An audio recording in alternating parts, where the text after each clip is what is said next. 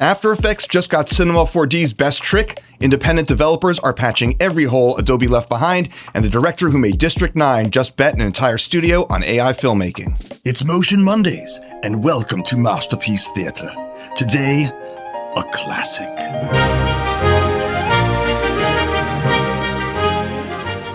Every motion designer who's ever opened Cinema 4D just to use the Mograph cloner now has a reason to stay in After Effects instead. Neuron Effects just put out Mograph Effector 2.0, and it's basically Cinema 4D's Mograph toolset built directly into After Effects with expressions. Here's how it works. You automatically clone a layer into hundreds of copies, drop in an effector, and then animate just the effector. Every clone reacts automatically as it passes by, shifting position, scale, and color without a single hand-placed keyframe. The feature list reads like real Mograph vocabulary too, from attract and repel behaviors to a path cloner with its own built-in noise. At a one-time price of just €39, this tool seems like a good bet for motion designers. After Effects animators who also use tools like Maya or Blender have been making the same complaint for 20 years. The graph editor is broken. Or, at the very least, other applications do it better. Enter Citron, a real dockable graph editor built right into After Effects, made by Philippe Duvin, a 25-year animator who has spent every day in After Effects. He finally got tired of waiting for Adobe to give him the editor he wanted, and he built it himself. It's not a preset picker. You get every animated property in one multi-channel view, color-coded so nothing blurs together. Navigation feels like Maya or Blender 2, with real zoom, pan, and fit to view. You can break and weight tangents by hand, and there's a lattice cage that lets you grab a whole selection of curves and reshape their timing all at once, which is pretty sweet. Duvin's also running a public roadmap where you can see what's already shipped and vote on what ships next, and I think that's a smart way to run a small tool like this to get the community behind it. Right now, it's a one-time fee of $49, but heads up, it jumps to $69 on July 28th, the day after this episode goes up. So if you want it, grab it now.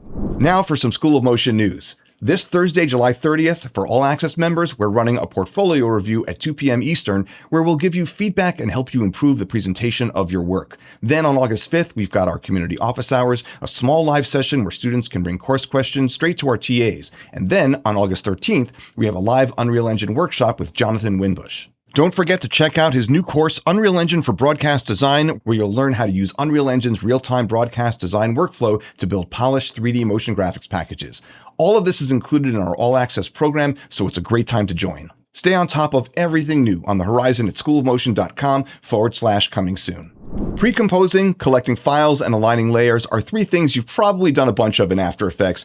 You've probably also thought, man, this could be better. Well, Tack Studio decided to rebuild all three of these operations from scratch with three tools. Pre-Compose Pro lets you select several layers and pre-compose each one into its own comp with auto-cropping and custom padding built in. Collect Files Pro lets you filter by comp name so it grabs the final versions instead of every scratch comp in your project, and it collects your fonts too, which is huge. Align Pro is the one I'd reach for a ton. After Effects can technically align and distribute layers, but the experience has never been great. And this is built more like Illustrator, letting you align a whole group to one key layer. Each tool is a one-time purchase, not a subscription, running somewhere between $28 and $32. There's also a fourth tool, Paragraph Plus, if you want to dig around the site.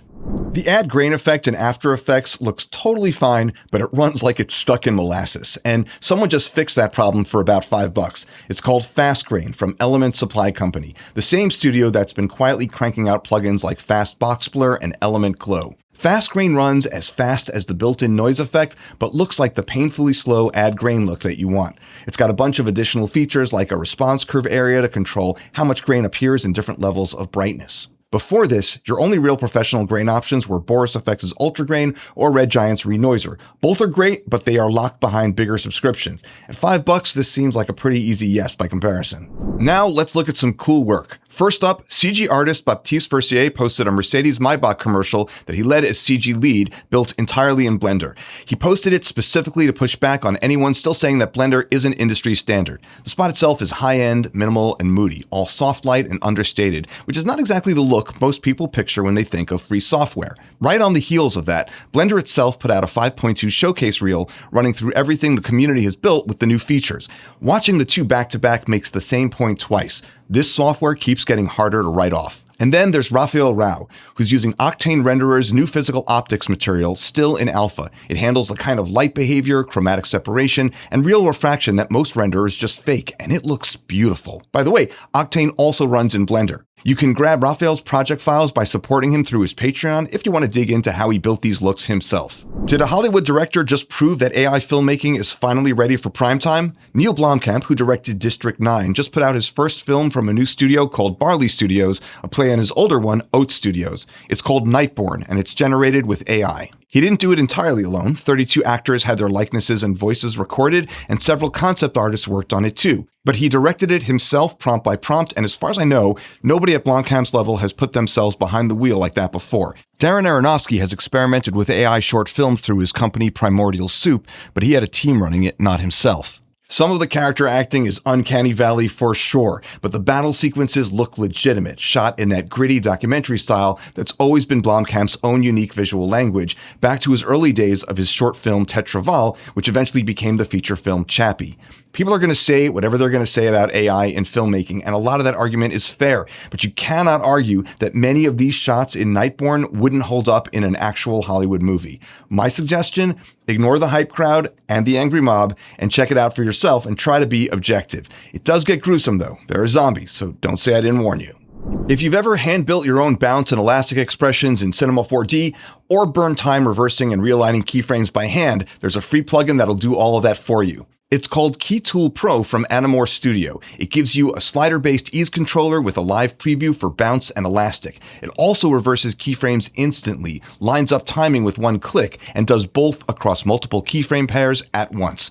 It's brand new, so not quite battle-tested, but it's free and totally worth checking out. Get the link below. 3D sports graphics always need one thing that's brutal to build from scratch: a detailed stadium. KitbashD just solved that with a stadiums kit covering 5 full venues from baseball diamonds to soccer pitches, plus all of the modular seating and tunnels that you need for close-up shots. It's a massive kit, almost 200 million polygons across 129 models, and it works from Blender and Cinema 4D to Unreal with nanite support built in for game engines.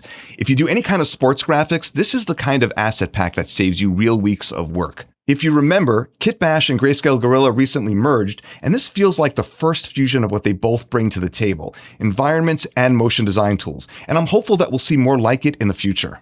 Water is one of the hardest things to fake in 3D convincingly, especially in real time, but this new tool for Unreal Engine changes all of that. EasyWaterscape from William Foucher runs a real FFT ocean simulation, the same math behind AAA game water, so the waves build up in layers instead of repeating in an obvious loop. There's a one-click Coast Maker tool that adds foam and breaking surf wherever your terrain meets the water, plus a buoyancy system so boats or characters float on the real wave surface. You can run it as an endless ocean or a small lake, all via Blueprint. It's stable in the Sequencer 2, built for cinematics, not just games.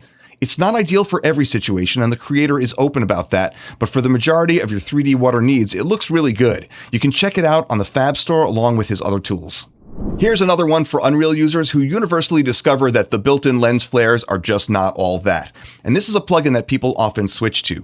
Cinematic Lens Flares version 5 was just released, and it covers everything from lens glints to full lens halos, and the new version lets you stack layers of effects with their own settings. I've used this tool a ton in my work, and these flares are fast and feel like they were shot on a real lens, and I haven't found a better flare generator for Unreal, but let me know if you have another recommendation. I love me some flares. And now for School of Motion's Student of the Week. Steph Chen came into Illustration for Motion just wanting to get faster in Procreate, and left having filled in a gap she said she'd felt embarrassed about for years. She's a senior art director based in Boston, and in her own words, the course ended up teaching her a lot more than speed. It demystified fine art techniques that she'd always felt she missed out on from never going to art school, and gave her a structured way to apply them to real projects. Amazing job, Steph. We can't wait to see where you take it from here. If you've spent years building your own personal library of After Effects expressions and presets, Mount Mograph basically just packaged that instinct into one suite. Motion Studio launched a little over a year ago, back in March of 2025, and they've been updating it every month or so since, including a fresh update last month. Joey got me looking into this one, as I'd honestly never heard of it before. It covers anchor point snapping and a proper speed graph for easing. There's also solid color controls and keyframe tools like Rekey, which lets you save a keyframe setup and reapply it on a different project. All told, it's more than 80 tools, and it reaches from After Effects and Premiere all the way to Illustrator and Resolve. It's not free, it's a paid suite, but there's a 7-day trial with full access if you want to poke around first. And that's it for this week's Motion Mondays. Don't forget our portfolio review this Thursday at 2 p.m. Eastern. Check out all the 3D and After Effects tools we talked about by following the show notes below. And while you're down there, don't forget to like and subscribe. Have a great week, and we'll see you in the next one.